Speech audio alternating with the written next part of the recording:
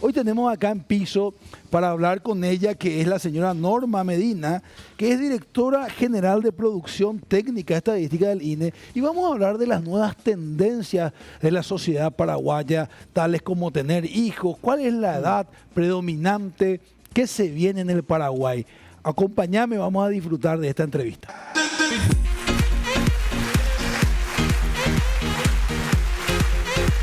Directora, ¿cómo le va? Buenos días, bienvenida. Gracias por estar con nosotros. Muchas gracias a ustedes por la invitación. Es así, probablemente es el mejor momento en cuanto a datos del Paraguay. ¿Coincide conmigo? Sí, porque últimamente el instituto, al convertirse luego de una dirección de estadística a un Instituto Nacional de Estadística, eso obliga a tener mayor variedad de datos, y esto vino a coronar el último Censo Nacional de Población y Viviendas que se realizó en el año 2022 y que justamente reveló cambios muy fuertes en Paraguay y que no se podía ver antes de este gran censo, porque habíamos tenido un censo en 2012 con una cobertura que no llegó a los estándares internacionales esperados. Entonces no se podría ver lo que estaba pasando tanto hacia atrás como hacia adelante en Paraguay. Claro. Creo que empezando luego por la cantidad de la población, ¿verdad? Totalmente. Justamente la gran sorpresa del INE fue que lo que se había proyectado para el año 2022 justamente no se había cumplido. ¿Y eso por qué? Porque se proyecta una población en función a hipótesis de cómo se va a comportar la fecundidad, la mortalidad y el movimiento migratorio. Entonces, las proyecciones que se venían manejando hasta ese censo se habían basado en fenómenos demográficos de anteriores al año 2000. Y justamente los cambios importantes en Paraguay se dieron a partir del año 2000, donde cambia la historia demográfica del Paraguay desde el año 2000. 2002 ya reflejó algo con el censo 2002, pero un comportamiento entre 92 y 2002 se había dicho que se iba a repetir en el periodo 2002 y 2012, pero ahí ocurrió una emigración muy fuerte, una emigración de población sobre todo en edad productiva a España, Argentina. La fecundidad empezó a bajar en todos los niveles y se mantuvo también, o sea, la disminución constante de la mortalidad. De la mortalidad. De la mortalidad hasta un COVID, de que vino también a cambiar un poco los patrones de mortalidad que venía experimentando el Paraguay. Pensé que había subido la mortalidad y que la ecuación era más mortalidad, es decir, más gente falleciendo, menos gente naciendo, menos natalidad y más gente migrando. Sí, prácticamente se cumplió eso con el COVID. Ahí cambió, pero la revolución farmacéutica industrial hizo que la mortalidad fuera bajando. Paraguay estaba en una etapa de transición moderada. Todavía la fecundidad se mantenía alta, la mortalidad venía bajando, entonces teníamos una pirámide eminentemente joven, con una base muy ancha y una cúspide muy angosta. Es una pirámide perfecta. Era. Hasta que desde el año 2002 aproximadamente, ¿qué viene pasando? Va disminuyendo la base y se va ensanchando la cúspide.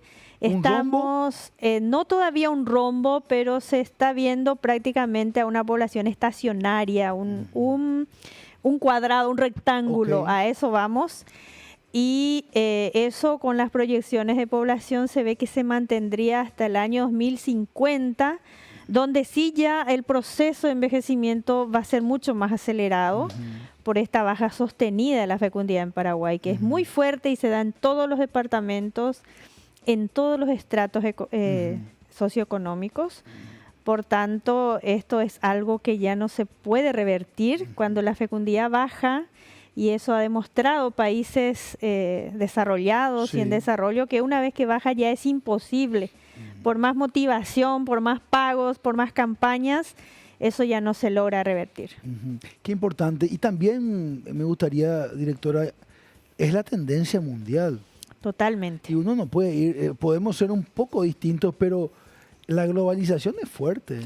Totalmente. El acceso a los medios de información, el acceso a los métodos anticonceptivos, el acceso a mayor nivel educativo de las mujeres, el acceso al mercado laboral, las transformaciones en las estructuras familiares, todo eso llevan a esta disminución, y esos no son comportamientos coyunturales, son comportamientos estructurales que ya no van a cambiar. El empoderamiento de la mujer También sobre todo hace que esta tendencia demográfica no vaya a cambiar.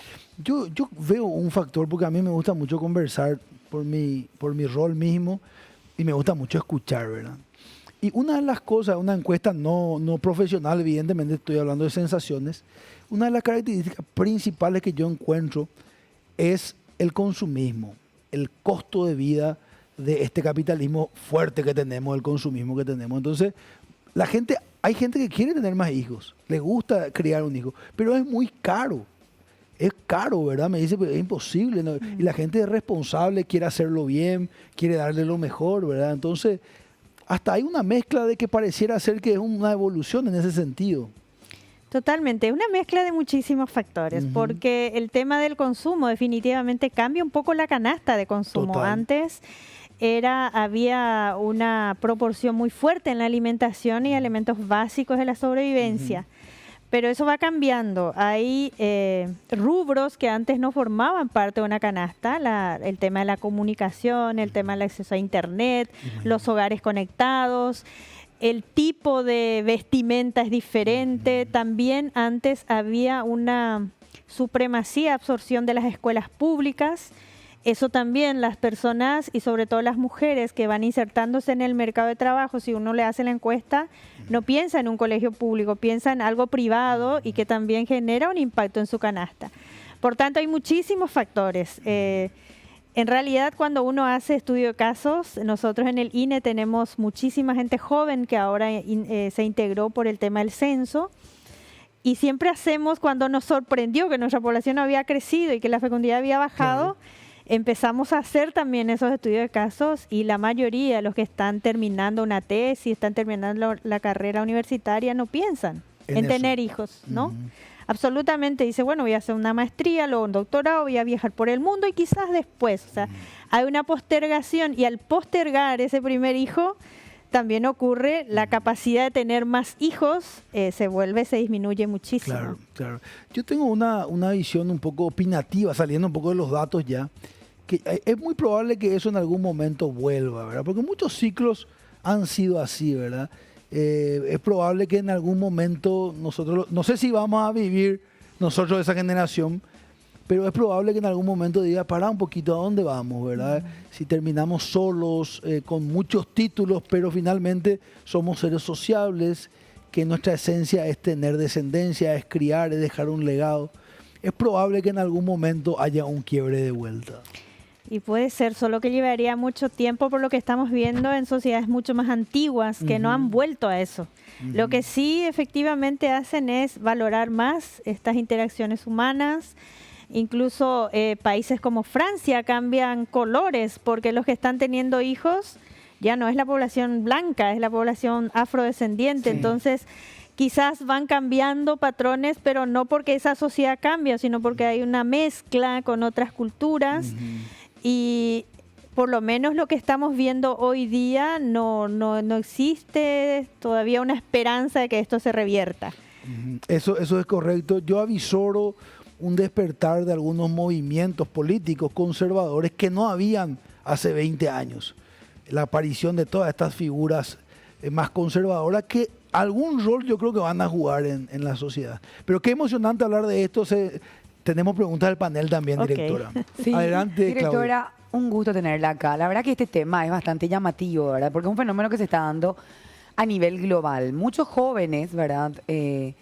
No tienen ni en mente eso de la descendencia que hablaba Salim, ese legado. Y sobre ese tema en particular, yo sí bien sé que el Instituto de Estadísticas, ¿qué hay detrás de eso? No sé si ustedes también analizan eso. ¿Qué hay detrás de eso de no querer dejar lo que en un momento nos enseñaron a nosotros, dejar un legado, trascender? Y eso como que el mejor ejemplo para lograr eso era justamente dar vida y darle continuidad a la vida.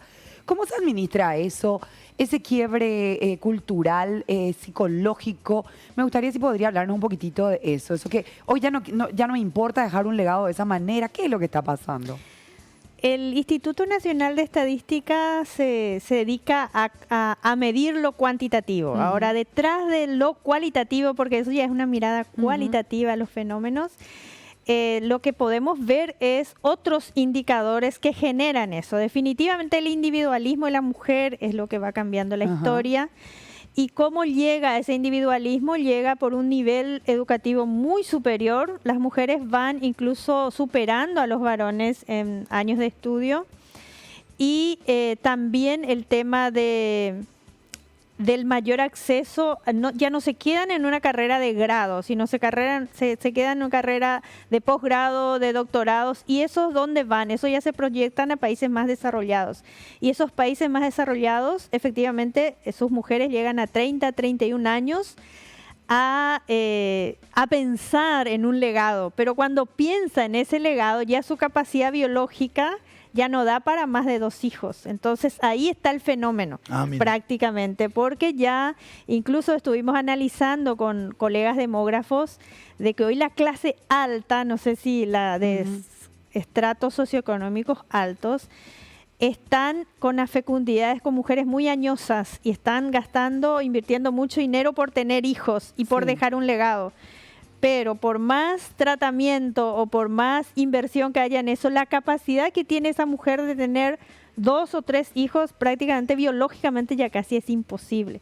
Entonces, el individualismo, la postergación, las culturas que nos conocemos todos, nos globalizamos en todo, hace que ese retraso, la mujer es la protagonista en esto, ¿verdad? En el tema de la fecundidad y en los cambios, hace que esto efectivamente sea difícil de revertir. Ahora, como sociedades como Uruguay, que es el más parecido a países europeos, ellos hacen una población estacionaria. Es increíble lo que ellos logran, porque es un país muy envejecido, porque llega a más de 20% su población de 65 y más, pero su nivel de reemplazo en la pirámide está cerquita de 2. Siempre están con 2 hijos por mujer, que hace que su población se reproduzca y se vuelva estacionaria. A eso vamos a llegar. Nunca vamos a tener ya la pirámide que estuvimos teniendo hasta hoy prácticamente. Que era una base gigante de jóvenes, ¿verdad? Y después incluso va a ser estacionaria. Si uno mira la pirámide en la época del gobierno general Stroessner, había muchísimos más niños, ¿verdad? Totalmente. Estábamos repletos. 5 o 6 hijos por mujer era el promedio. Un tema quiero hacerle una consulta, ya que es tan interesante lo que me habla de lo cualitativo también, porque me imagino que para poder entender esos números, la parte cuantitativa, uno tiene que decir por qué pasa esto, ¿verdad? Sí. ¿Qué tanto influye, verdad, del hecho de que la mujer antes se quedaba en la casa, tenía esos 6 hijos, porque es muy difícil trabajar con 6 hijos. Hay gente que lo logra, ¿verdad? Normalmente era con la ayuda de la abuela, de la suegra, ¿verdad? O si tenías la posibilidad de contratar una niñera o algo así, pero se puede, es dificilísimo y hoy día creo que más por los costos, ¿verdad? Pero esta no valoración, ¿verdad? Del trabajo que hace la mamá. Los chicos se van, vos te quedas con el nido vacío y te das cuenta de que te dedicaste a ser mamá y de repente las habilidades que usaste para ser mamá no puedes usarlas en el mundo laboral. Entonces esta desvalorización o no apreciación adecuada del rol de mamá influye también para que hoy las mujeres digan, ¿sabes qué? Yo no quiero ser como mi mamá que tuvo 6 hijos y que se dedicó plenamente a ello y que su realización era el festival de baile, el karate, la intercolegial, porque hoy día yo veo que ella, ¿qué está haciendo, verdad? No puede ella tener esa autonomía que podría haber tenido si se dedicaba a ella misma un poco más, ¿verdad? ¿Qué tanto influye eso? Y ¿es viable que una valorización diferente del rol de la mujer como generadora de vida también podría darle algo? Porque lo que pasa al final es que mucho vemos acá en nuestro país que el hombre dice, no, yo trabajé, yo te di la casa, vos no hiciste nada, vos te quedaste en la casa. No, te quedaste a cuidar a los 6 hijos, ¿verdad? Entonces eso pesa también de sí, directora. Totalmente. Lo que también estamos viendo y tiene mucha relación con lo que están diciendo es el tema de la formación de la pareja, ¿verdad? No solo los hijos que me van a cuidar en el momento de mi vejez, sino también hasta qué punto aseguro mi proveedor. Porque también el tema del varón que trabaja y que provee lo económico y la mujer en la casa, generalmente hay un combo de historias, porque generalmente esas mujeres también son víctimas de algún tipo de violencia porque están en la casa. Entonces, esos ejemplos de lo que significaba la mujer de antes es lo que ahora revierte la mujer actual. Porque si yo no soy independiente económicamente, no estoy empoderada. Si no estoy empoderada, puedo ser víctima de una violencia psicológica, emocional, económica. No quiero ser víctima de eso, me empodero económicamente, postergo todo lo que sea mi condición de fecundidad, y eso hace que vaya disminuyendo esa capacidad o esa tasa global de fecundidad que hoy estamos teniendo. Hay muchísimas historias detrás, y cuando uno va con las encuestas de hogares se encuentra con muchísimas historias. Ajá. Es más, cuando nosotros muy poco ya estamos encontrando amas de casa, que también dificulta las encuestas. ¿Por qué? Porque cada vez las personas están menos en las casas, hombres y mujeres, y antes teníamos tasas de respuesta que superaban 90% porque estaba la mujer en la casa que nos proveía toda la información del hogar. Claro. Hoy día casi ya no estamos consiguiendo tasas menores del 80% de respuesta, porque esa mujer ya no está en la casa como para proveer la información. ¿Y por qué no está? Porque está en el mundo laboral. Hay otra historia también que nosotros alguna vez preguntamos, ¿por qué decide no tener hijos? En otra encuesta, y nos decía que el trabajo en sí, si en el trabajo tuvieran una guardería, un lugar donde le puedan atender al hijo y no estar pendiente de una niñera que quiere el salario mínimo y ella apenas está ganando el salario mínimo, también impactaba en la decisión de no tener hijos. Es más, nosotros hace poco tuvimos una historia de compañeros de trabajo que cambiaron compiten, y como el INE les forma muchísimo, son muy requeridos en el mercado laboral. Ellos salen de ahí, compiten y ganan. Y entonces la pregunta que yo hice, ¿por qué te vas de esta institución? Y porque ahí tienen guardería y puedo llevar a mis hijos. Y no voy a pagar una niñera, con lo poco que estoy ganando, no tengo capacidad de pagar una niñera como debe ser. Entonces le acobarda y decide no tener más hijos. También en países como Francia están ayudando muchísimo en eso de fortalecer a las empresas para que las mujeres puedan tener la tranquilidad de tener hijos y que sean atendidos en ese lugar. Claro, y lo que pasa es que se dice, ¿verdad? No, acá hay igualdad, se valora lo profesional, pero el ser mujer, el ser padre en general, para hombre y mujer, ¿verdad? Lo que pasa es que culturalmente yo creo que la mujer se espera siempre en la pareja que sea la mujer la que falte, por ejemplo, si el hijo está enfermo. Es como que normalmente, como el hombre tiene el ingreso mayor, no en todos los casos, pero sí en la mayoría, ¿verdad? Entonces como que se privilegia el trabajo del proveedor principal, sea hombre y mujer, ¿verdad? Entonces es como que la mamá es la que tiene que faltar. La mamá es la que se tiene que ir a la reunión. Conste que ahora hay mucho el co-parenting, ¿verdad? Que se hace entre papá y mamá ya, ¿verdad? Pero eso todavía se está dando. Entonces, si la empresa no sopesa ese tipo de cosas. Yo conozco gente que ha renunciado al trabajo justamente porque el hijo se enfermaba, porque se dio cuenta que le necesitaba más, y no se da siempre eso en el caso del hombre. Esa es una realidad que también hay que analizar, y son cosas que desalientan, como usted decía, en darle foco a la fecundidad. Y a lo mejor cuando ya se anima, ya tiene la plata, ya tiene la independencia, sí, la edad biológica ya no te da, directora, ¿no? Bueno, es una realidad que estamos viviendo, y hay otro análisis también que yo quiero traer sobre la mesa, a ver qué opinión tiene, que es muy poco común, yo no escucho mucho y no tengo pruebas tampoco, pero es probable la función de los ancianos en la sociedad. Y anciano me refiero a tercera edad, no a 90 años, ¿verdad? 65 años creo que consideramos 65 tercera edad. Y más, sí. 65 para arriba, ¿verdad? La gente no quiere ser adulto mayor. Y cuando yo era chico, y seguramente antes de mi generación, era una institución, la Cuña Caraí, el Caraí Guazú.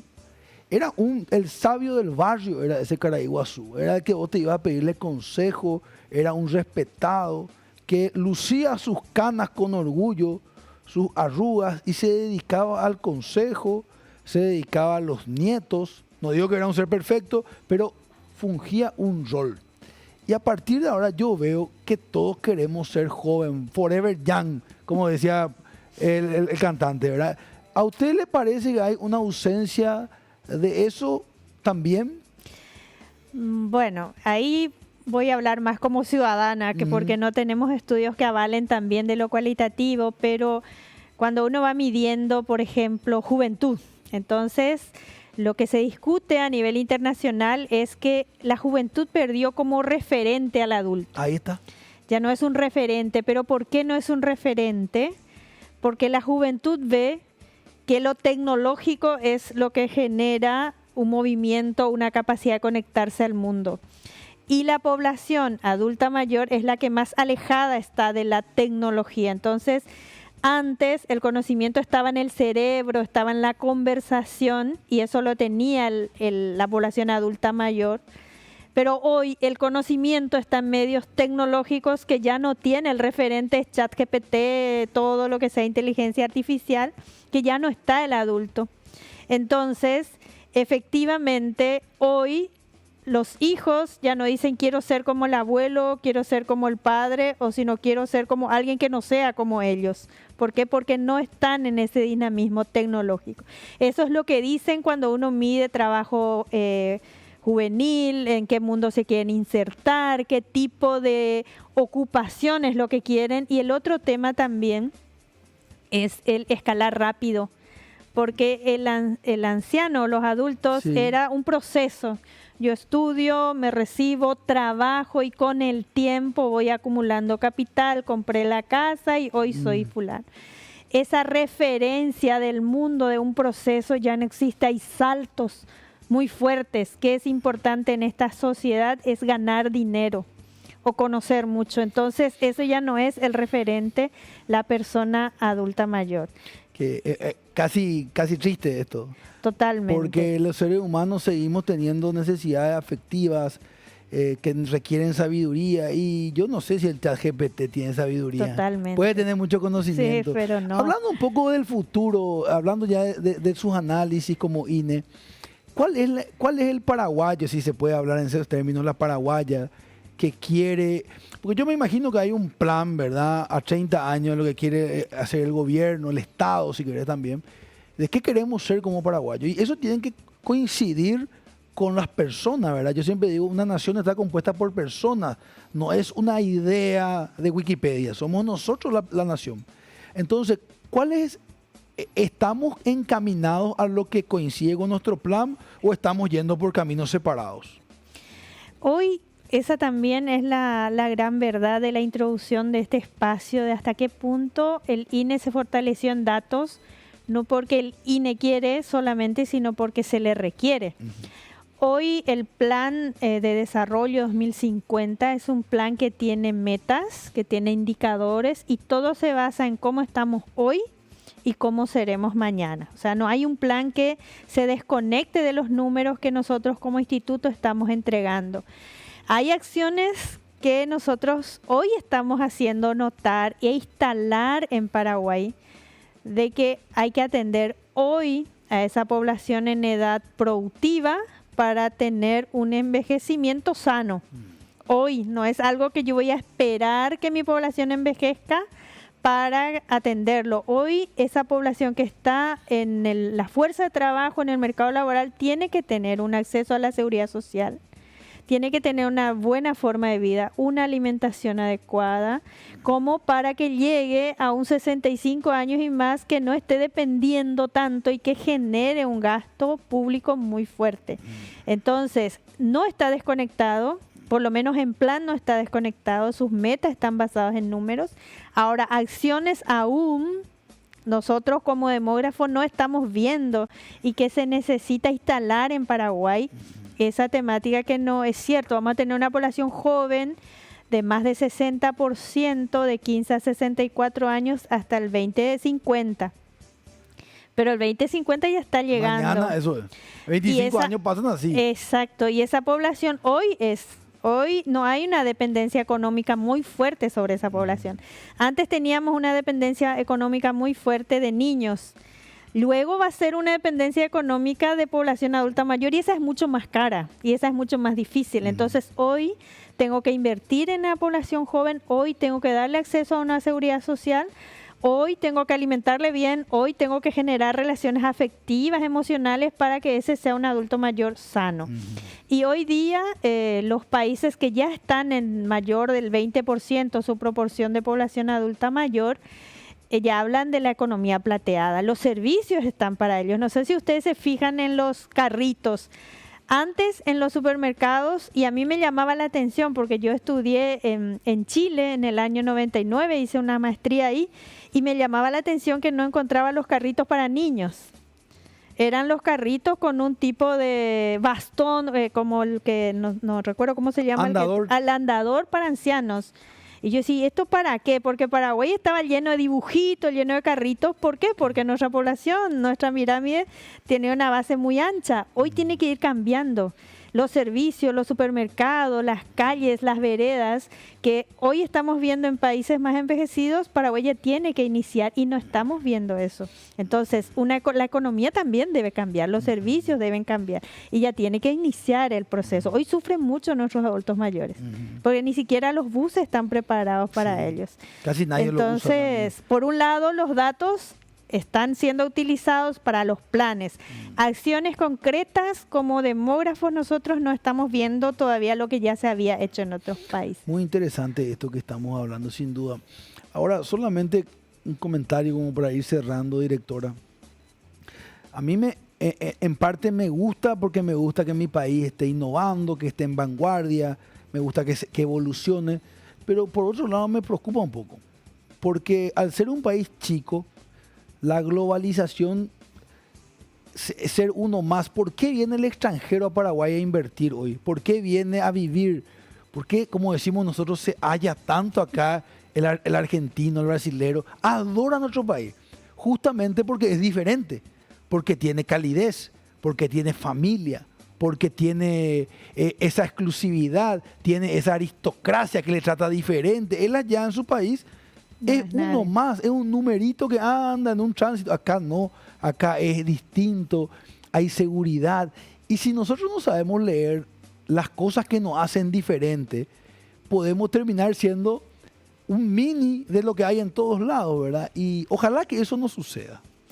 Definitivamente en un país pequeño, yo siempre me comparo como país con Uruguay. Quizás ellos tienen un nivel educativo mucho más desarrollado, mucho más avanzado, pero es un país donde no se perdió eso también. Entonces los países pequeños y homogéneos como nuestro país tiende a mantener, porque es una familia chica. Entonces al ser una familia chica no tenés de otra que hablar, que conversar, no somos diferentes, hablamos el mismo idioma, no hay una inmigración muy fuerte que nos genere diferencias. Sí hay colectividades muy cerradas.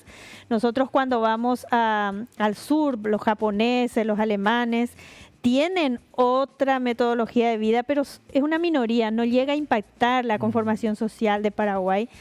Y el otro tema también que hace que Paraguay sea así es justamente sus raíces, que no tiene que perder, tiene que volver constantemente a sus raíces, tiene que haber un refresh. Nosotros tenemos antropólogos con nosotros y ellos insisten mucho en eso, no olviden de dónde son, no olviden de sus raíces, y creo que el tema del idioma, como también se está fortaleciendo bastante, todo eso parece que no tiene sentido, pero que por la puerta pongan el nombre en guaraní, en castellano, eso tiene mucho sentido, tiene una memoria colectiva de dónde vengo, dónde soy, que hace que no perdamos eso y ojalá nunca lo perdamos realmente. ¿Verdad que sí? Nosotros que somos amantes de la identidad nacional y del guaraní ni hablar.